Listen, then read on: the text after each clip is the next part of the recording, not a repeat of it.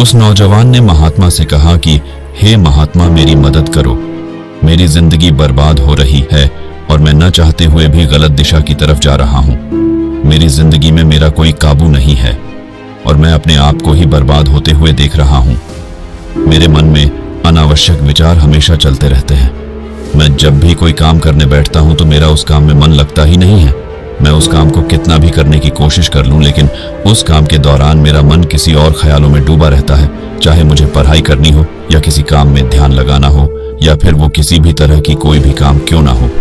मेरे हाथ पैर शरीर तो उस काम को करते हैं, लेकिन मेरा मन कहीं दूर किसी ख्याली भावनाओं में खोया रहता है। मेरे जिंदगी में बड़े सपने हैं। मैं सोचता हूं कि ये करूंगा वो करूंगा और किसी भी तरह से जीवन में कामयाब हो जाऊंगा, लेकिन मैं उसमें कभी कामयाब नहीं हो पाता। अब आप ही बताइए इस समस्या का क्या हाल है। अगर ऐसे ही चलता रहा तो मैं अपनी जिंदगी बर्बाद कर लूंगा। महात्मा मुस्कुराए और बोले, मैं तुम्हें एक कहानी सुनाता हूं। इस कहानी को तुम ध्यान से सुनो, क्योंकि ये कहानी आपकी जिंदगी बदलने वाली है।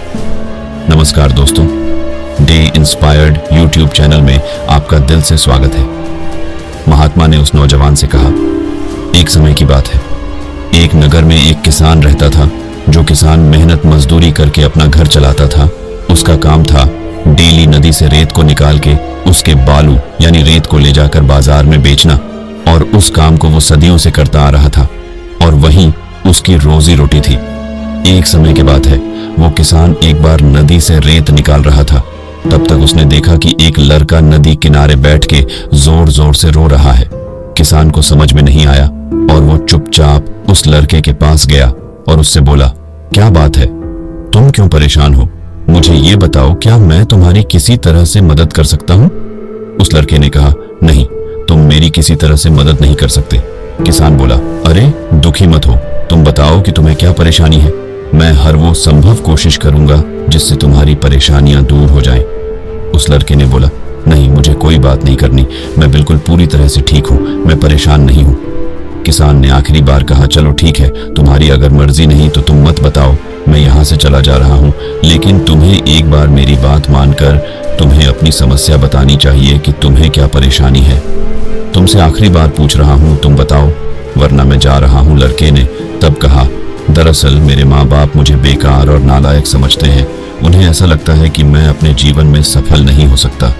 वो हर दिन मुझे सुनाते रहते हैं, क्या तू पढ़ता नहीं है, किसी काम को ढंग से नहीं करता, स्कूल जाता है तो कहीं और घूमने चला जाता है। अब बताओ, मेरा पढ़ाई में मन नहीं लगता तो उसमें मेरी क्या गलती है? मैं स्कूल जाता हूँ, मुझे पढ़ाई पसंद नहीं, मैं कहीं और घूमने निकल जाता हूँ तो उसमें मेरी क्या गलती है? जहाँ मन लग रहा है मैं मन को लगा रहा हूँ, तो इसमें भला बेकार बोलने का क्या वजह है? अभी तो मेरे पास बहुत वक्त है, मैं पढ़ाई तो कल भी कर सकता हूँ, मैं मेहनत कल भी कर सकता हूँ, तो इसमें बोलने वाली क्या बात? किसान मुस्कुराया और बोला, आओ मेरे साथ, मैं तुम्हें कुछ बताता हूँ। उस किसान उस लड़के को नदी के बीचों बीच नाव में बैठा कर ले गया और बोला, अब बताओ, तुम्हें क्या दिखाई दे रहा है? लड़के ने कहा, यहाँ पे दिखाई देने वाली क्या चीज है? ये तो साधारण सा बस एक नाव है, पानी है, और तुम मुझे बीच में लेकर क्यों आए हो? किसान ने कहा, तुम आसपास के माहौल को देखो और बताओ तुम्हें क्या दिखाई दे रहा है। लड़के ने फिर कहा, कुछ नहीं, कुछ दिखाई नहीं दे रहा। फिर किसान ने अपनी नाव में से उससे रेत उसके हाथ में देता है और कहता है, तुम इस रेत को अपने हाथों में जोर से पकड़ के दिखाओ और इसका और ध्यान रखना कि हाथ से ये रेत बिल्कुल गिरे मत। अगर नदी के किनारे तक तुम रेत को बचा लेते हो तो तुम्हें इनाम में कुछ मिलेगा। लड़का बोला, ठीक है, मैं ऐसा ही करूंगा, मैं इस रेत को हाथ से गिर ही नहीं दूंगा। किसान नाव को जोर जोर से चलाने लगा और धीरे धीरे दूसरी छोर पर पहुंच गया। अब किसान ने कहा, तुम अपने हाथ खोल कर दिखाओ उससे। लड़के ने जैसे हाथ खोला, देखा उसके हाथ में रेत नहीं थी ही नहीं, सब गिर चुकी थी। वो आश्चर्यचकित रह गया, बोला, ये कैसे हुआ? मैंने तो मुट्ठी को बहुत जोर से बंद किया था, इसमें से तो रेत के निकलने की कोई संभावना ही नहीं थी। फिर आखिर ये कैसे हुआ? क्या तुम कोई जादूगर हो? ये रेत कहाँ चली गई? किसान मुस्कुराया और बोला, ये रेत कहीं नहीं गायब हुई, तुम्हें पता नहीं लगा कि धीरे धीरे कब तुम्हारे हाथ से निकल गई, और तुम कितना भी टाइट पकड़ने की कोशिश कर लो ये रेत ऐसे ही निकल जाती है। लड़का बोला, मतलब? किसान ने कहा, दरअसल यह रेत नहीं, यह समय है जिसको तुम कितना भी पकड़ने की कोशिश करो, लेकिन धीरे धीरे तुम्हारे हाथ से निकल जाएगा और आखिर में तुम्हें कुछ नहीं मिलेगा और तुम पछताओगे। मैंने तुमसे वादा किया था कि अगर तुम इस रेत को गिरने ना दो तो मैं तुम्हें इनाम में कुछ दूंगा, लेकिन अब नहीं। मैंने पूछा था कि तुम बताओ तुम्हें नदी में क्या दिखाई दे रहा, तो तुमने कहा मुझे कुछ दिखाई नहीं दे रहा, लेकिन तुम अपने आप में इतनी खो गए हो कि तुम्हें इतनी भी समझ नहीं है कि तुम जिस नाव में बैठे हो उस नाव के अंदर बेशकीमती सोने थे। तुम्हें भी वो सोना मिल सकता था। जीवन अनमोल है, कुछ करो या कुछ न करो, तुम कुछ समझो या ना समझो, लेकिन वक्त बेशकीमती है और वक्त धीरे धीरे हाथ से निकलता जाता है और अंत में पछतावा के अलावा तुम्हारे हाथ कुछ नहीं आता। तब महात्मा ने उस लड़के से पूछा, अब बताओ तुमने इस कहानी से क्या सीखा? तब उस नौजवान ने कहा, महात्मा, आप ये मुझे कहानी क्यों सुना रहे हैं और इस कहानी से भला मेरा क्या लेना देना? वो मुस्कुराए और बोले, लेना देना है, क्योंकि जीवन की दौड़ सबकी एक जैसे ही होती है। अब मैं जो तुम्हें 10 आदतों को बताने जा रहा हूं, तुम उन्हें ध्यान से सुनो, क्योंकि यह वो 10 आदतें हैं जो तुम्हें तुम्हारे दिमाग को कमजोर बनाती है और तुम्हें आगे बढ़ने से रोकती है। अगर तुम मेरे 10 आदतों को सुधार लेते हो तो तुम्हें जीवन में सफल होने से कोई नहीं रोक सकता और तुम वो बन जाओगे जो तुम बनना चाहते हो। लेकिन अगर तुम्हें इनके बारे में पता ही नहीं तो तुम चाह के भी अपने जीवन को कभी नहीं बदल सकते। इसीलिए तुम्हें इन बातों को गौर से सुनना होगा। 10. समय की कद्र न करना। हमें ऐसा लगता है कि हमारे पास समय बहुत है, क्या फर्क पड़ता है, मैं इस काम को कल भी तो कर सकता हूं। आज परेशान होने की कोई जरूरत नहीं है, लेकिन यही चीज इंसान को और बर्बादी के रास्ते ले जाती है। जो काम कल करना है उसे आज ही करने की आदत डालो, उसे तुरंत ही खत्म करने की कोशिश करो, क्योंकि सच ये है कि कल नाम की कोई यहाँ पे चीज नहीं होती। कल मतलब हम खुद को बहाना देकर अपने आप को मेहनत से बचाने की कोशिश करते हैं। इसीलिए समय की कद्र करना सीखो, समय की इज्जत करो, क्योंकि समय से बढ़ के अनमोल चीज इस दुनिया में कुछ भी नहीं है।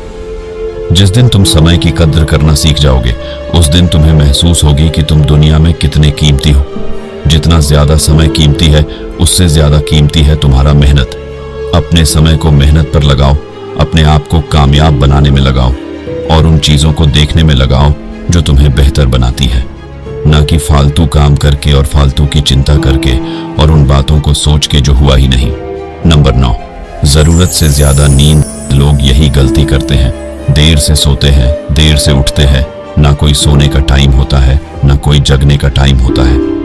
जब मन करता है सोएंगे, जब मन करेगा उठेंगे, और यही चीज उनके शरीर को कमजोर करती है और वो बीमार पड़ते हैं। वो जब सुबह उठते हैं तो उनके अंदर कोई ऊर्जा नहीं होती।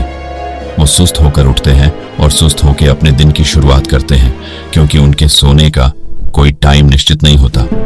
और जिनका कोई सोने का टाइम डिसाइड नहीं होता, उनकी जिंदगी ऐसे ही खाली खाली सी लगती है। वो सुबह देर से उठते हैं, इसलिए उनका शरीर सारा दिन थके थके और बीमार सा रहता है। इसीलिए एक नियम बनाओ कि टाइम से सोऊंगा, टाइम से उठूंगा और हर काम को टाइम पे खत्म करूंगा। महात्मा ने बोला, कम से कम तुमको 6 से 8 घंटा रात में सोना जरूरी है, क्योंकि 6-8 घंटे की पूरी नींद तुम्हारे दिमाग को तरोताजा करती है और तुम्हें जिंदगी जीने में एक नई ऊर्जा देती है।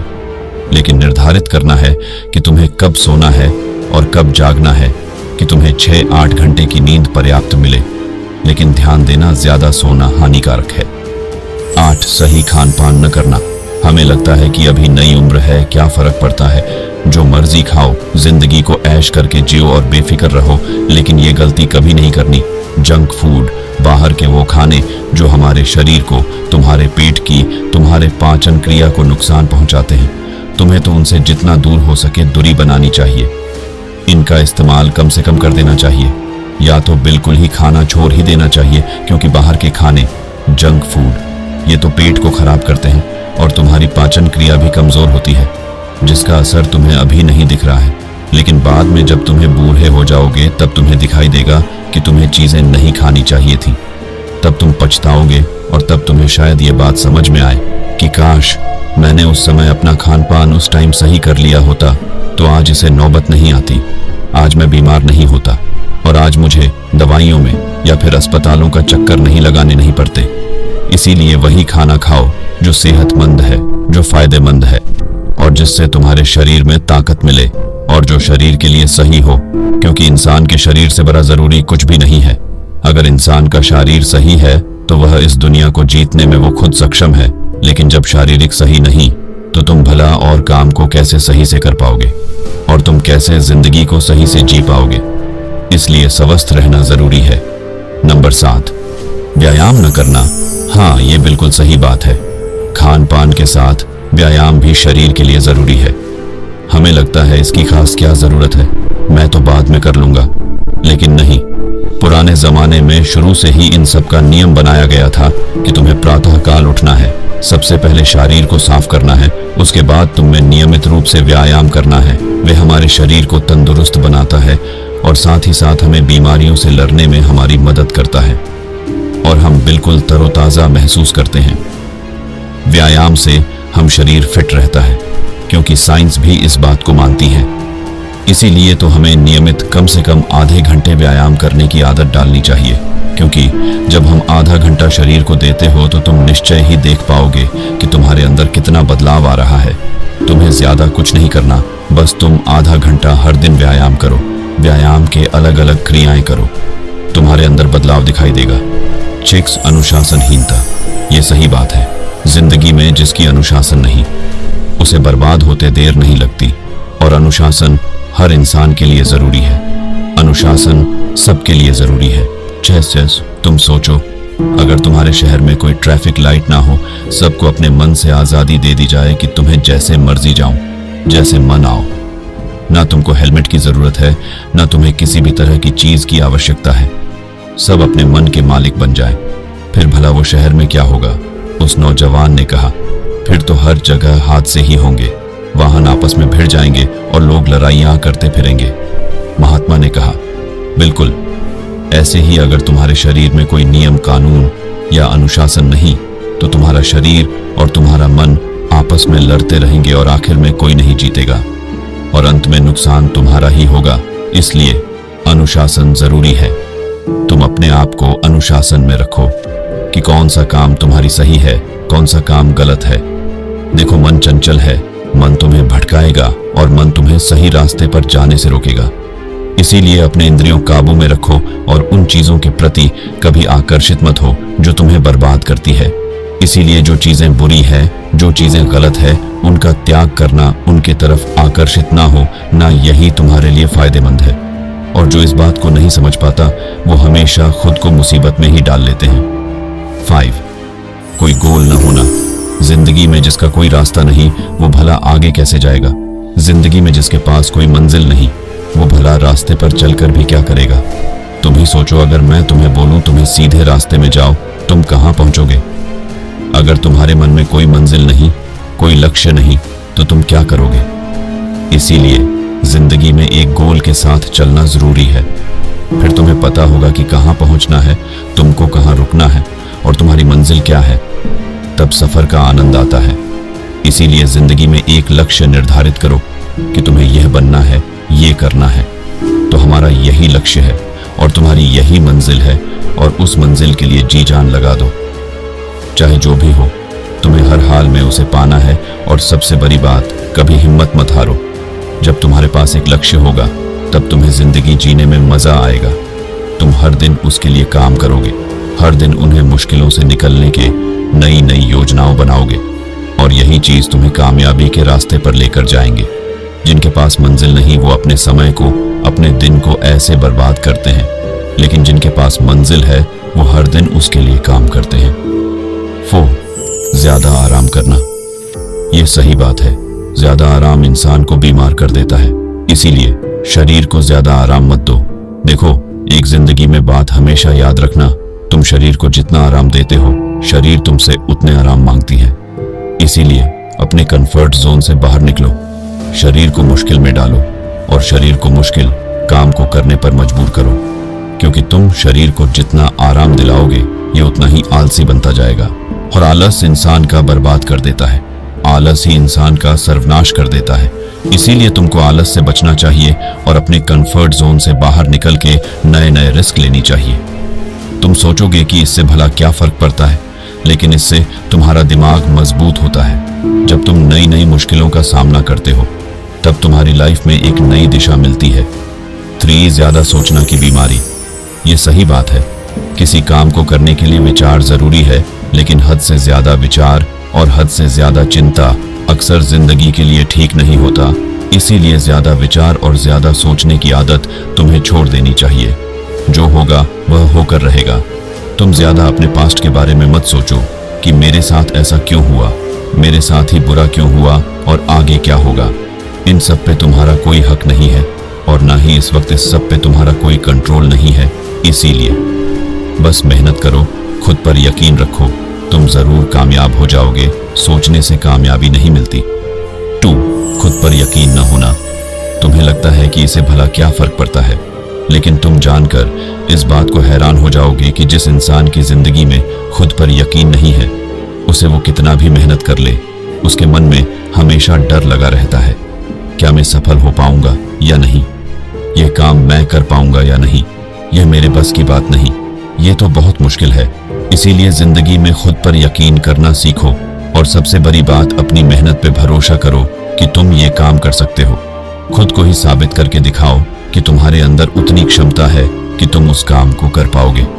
अगर तुम खुद पर ही यकीन ही नहीं करोगे तो तुम दुनिया में कैसे जीतोगे। इसीलिए अपनी मेहनत पे और खुद पे यकीन होना जरूरी है। अपने लिए जीना सीखो। देखो, जिंदगी में अगर तुम्हें सब कुछ मिल भी जाएगा और सब कुछ तुम बना भी लोगे और तुम सफलता के रास्ते पे चल भी पड़ोगे, लेकिन ये बात सच है, यहाँ पे कोई किसी का साथ नहीं देता। तुम्हारी जिंदगी तुम्हारी जिम्मेदारी है। तुम जो कुछ भी करोगे अपने लिए, तुम जो कुछ बनोगे अपने लिए, जो कुछ भी सीखोगे अपने लिए, और हर हाल में तुम्हारा दोस्त बस तुम ही हो। इसलिए खुद से दोस्ती करो, खुद से प्यार करो, क्योंकि यहाँ पे कोई किसी का साथ नहीं देता और ना ही कोई किसी की मदद करने वाला है। इसीलिए इस बात को तुम कभी मत भूलो और तुम हर परिस्थिति में अकेले चलने की आदत डालो। अकेले रहना सीखो और अकेले मेहनत करना सीखो, क्योंकि ये जरूरी है और ये सच है। ये सारी बातें सुन के उस नौजवान के जीवन में बहुत परिवर्तन आया और वह पूरी तरह से बदल गया। बाकी अगर ये कहानी आपको अच्छी लगी हो तो इस वीडियो को लाइक करें